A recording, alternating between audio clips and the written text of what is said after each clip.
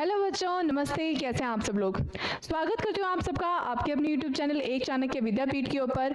मैं हूँ आपकी भावना मैम और आज आप लोगों के लिए लेके आई हूँ एक बहुत ही बेहतरीन इन्फॉर्मेशन उन सभी बच्चों के लिए जो आर्मी भर्ती 2025 की तैयारी कर रहे हैं और उसके रिगार्डिंग कई सारे सवाल हैं मन में कि किस तरीके से नोटिफिकेशन रहेगा, किस तरीके से 2025 का जो नोटिफिकेशन आएगा उसमें हम कौन कौन से फॉर्म भर सकते हैं और कब तक नोटिफिकेशन आने वाला है। तो अगर आपके मन में भी ये सारे सवाल है तो जी हाँ, ये वीडियो पूरी देखिएगा। ये वीडियो आप उन्हीं सभी बच्चों के लिए ही है। और उसके साथ में अगर आप सब लोगों को रेगुलर आगे आने वाले कौन कौन से एग्जाम्स है या इनके रिगार्डिंग अपडेट्स चाहिए रेगुलरली, तो आप लोग हमारे चैनल को फॉलो कर सकते हैं, जिसके अंदर मैं आप लोगों की भावना मैम हर रोज एग्जाम्स के रिगार्डिंग नई नई अपडेट्स देती रहूंगी। ठीक है, तो चलिए एक बार वीडियो को पूरा देखते हैं। जी बच्चों, तो बच्चे क्या है, नया एक बदलाव आया है आर्मी भर्ती के अंदर। तो बदलाव क्या है उसके रिगार्डिंग मैं सबसे पहले डायरेक्टली उसके ऊपर पढ़ती हूँ कि बदलाव क्या है। तो बच्चे जब आप आर्मी अग्निवीर के अंदर, अग्निपथ के अंदर जब आप एलिजिबिलिटी के अंदर जाते हो, जब अपना फॉर्म वगैरह डिटेल्स वगैरह भरते हो, तो आप लोग खुद जो उसके अंदर जाके देख सकते हो। इसमें क्या है, ये चेक एलिजिबिलिटी के नीचे क्या आता है, ये एक पॉइंट आता है। ये पॉइंट क्या बोलता है, candidates can apply any two categories in Agnipath scheme based on their eligibility. यानी कि अपने जो कैंडिडेट्स हुआ करते थे पहले, क्या करते थे कैंडिडेट्स जो हैं वो आर्मी बच्चे जीडी के अंदर भी अप्लाई कर सकते थे, उसके साथ में भी कोई और कैटेगरी के अंदर अप्लाई कर सकते थे एलिजिबिलिटी के हिसाब से। लेकिन अभी क्या है, in addition candidates can also apply for one more category. यानी कि अब क्या है, आर्मी वाले बच्चे क्या है एक और कैटेगरी के लिए, मान लो टेक्नीशियन के लिए एलिजिबल है, टेक्नीशियन के लिए भर दो, नर्सिंग के लिए एलिजिबल है, नर्सिंग के लिए भर दो। तो जिस चीज के लिए एलिजिबल हो आप उसके अंदर भर सकते हो। तो एक बार देखते हैं, डिटेल देख लेते हैं जी। तो देखो बच्चे, एलिजिबिलिटी की बात करी जाए तो मतलब कई सारे बच्चों को कंफ्यूजन हो रही होगी कि मैम हम तो जीडी का भरने वाले हैं, हम तो नर्सिंग का भरने वाले, तो कैसे क्या है, एक बार प्लीज थोड़ी सी डिटेल जानकारी बता दीजिए। तो देखो बच्चे, तो सबसे पहले बात करी जाए जो जनरल ड्यूटी वाले हैं, जनरल ड्यूटी वालों के लिए क्या है, 10th पास मैट्रिक पास होनी चाहिए उनके पास, विद 45% एग्रीगेट मार्क्स होने चाहिए, है ना। 45% मार्क्स होने चाहिए। अगर आपकी 10वीं पास कर रखी है और 45% है तो आप जीडी का भर सकते हो। लेकिन उसके साथ में अगर आप किसी और का, जैसे कि मान लो ट्रेडमैन का भरना चाहते हो, तो ट्रेडमैन का अगर आप एलिजिबल हो तो भर सकते हो। उसके साथ में अगर किसी और का भी, टेक्नीशियन का भी हो एलिजिबल, तो भर सकते हो भाई।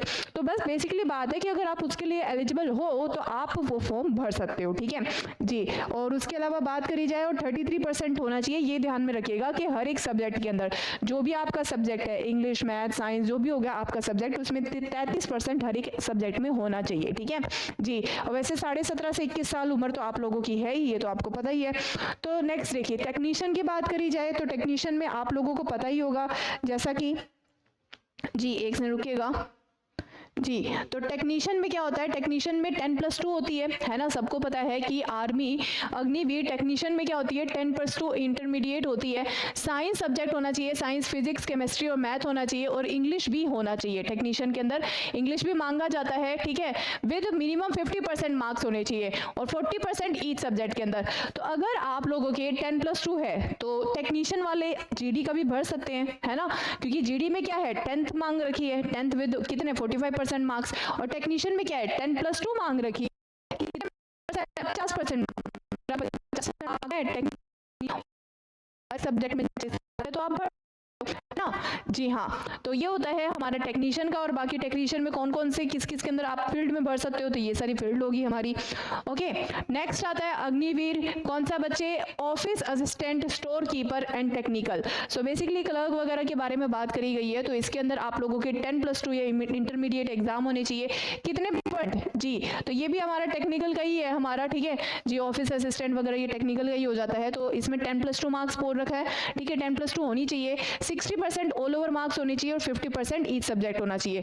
दो भाई टेक्नीशियन में कितना है हमारा, फिर बाद में 60% हो जाता है ऑल ओवर एग्रीगेट मार्क्स। तो अगर आप इसका भर रहे हो ऑफिस असिस्टेंट का, तो अगर 60% इसमें है तो आप जीडी का भर सकते हो, ठीक है जी। और 50% इन इंग्लिश मैथ अकाउंट, जो कि हमारे सभी मैंडेटरी सब्जेक्ट सब्जेक्ट है, ठीक है जी। उसके अलावा बात करी जाए अग्नि ट्रेड्समैन की, तो ट्रेड्समैन में आपको क्या होती है, 10th पास होता है, ठीक है। और ट्रेड्समैन बेस्ड ऑन 8th पास, और अगर आप लोगों के 8th पास की है, आप लोगों के पास डॉक्यूमेंट है, याद रखना अगर आप लोगों के पास 8th पास की डॉक्यूमेंट है तो भी आप ट्रेडमैन के अंदर 10th पास के बेसिस पे भी भर सकते हो और 8th पास के बेसिस पे भी भर सकते हो। तो बस बदलाव क्या है, बदलाव ये है कि अगर एक जो पर्सन है वो कैटेगरी है उसकी जीडी, तो वो जीडी वाला ट्रेड्समैन का भी भर सकता है। ट्रेड्समैन के अलावा 8th बेसिस पे भी 8th बेसिस पे भी 8th पास बेसिस पे भी आप ट्रेडमैन का भर सकते हो।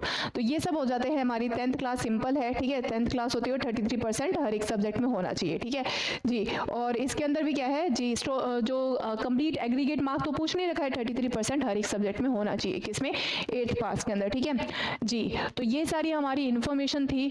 और अगर नर्सिंग का है तो नर्सिंग के लिए बहुत ही थोड़ा सा ये है कि भी हाँ भी नर्सिंग वाले बड़े अच्छे करने वाले हैं बच्चे, कि जो बच्चे नर्सिंग से होंगे, नर्सिंग का मैंने लगाया नहीं, भूल गई मैं, सो कोई बात नहीं। नर्सिंग का जो बच्चे होंगे वो 10th +2 होएगा और उसके साथ में फिजिक्स, केमिस्ट्री और बायोलॉजी सब्जेक्ट होता है ना। वही टेक्नीशियन वाला ही होता है, तो उनके भी मार्क्स मिनिमम 50% मार्क्स होने चाहिए।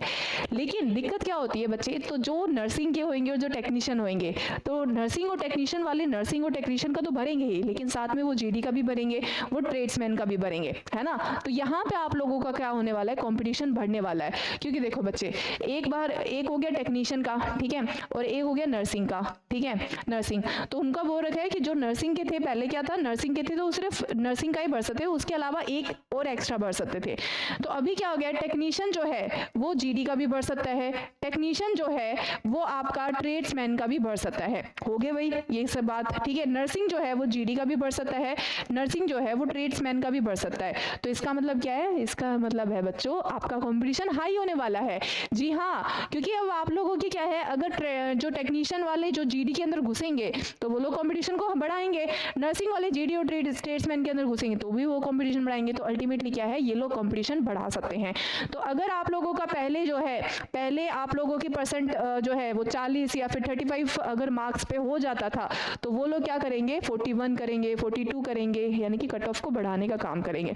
तो इससे ऑल्दो हमारी कट ऑफ तो बढ़ेगी, कंपटीशन बढ़ेगा, बट कोई बात नहीं, ये हमारा एक अच्छा मौका है उन सभी बच्चों के लिए जो सिर्फ एक ही कैटेगरी से लिमिटेड थे, 1-2 कैटेगरी से, अब उनके पास 2-3 कैटेगरीज क्या है अवेलेबल हो चुकी है।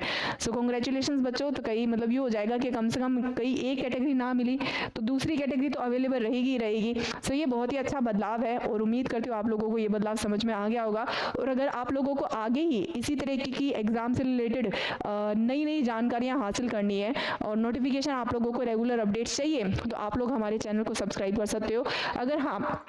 अगर आप लोगों को आर्मी की भर्ती का जो नोटिफिकेशन है वो अगर आप लोगों को चाहिए तो सिंपल आप लोग हमारे चैनल को सब्सक्राइब कर सकते हो, उसके साथ टेलीग्राम चैनल को ज्वाइन कर सकते हो जहाँ पे मैं रेगुलर अपडेट्स डालती रहती हूँ, ठीक है। तो thank you so much and have a good day. चलिए मिलते हैं हम अगली इन्फॉर्मेशन के साथ में इसी चैनल पे। Thank you so much, bye.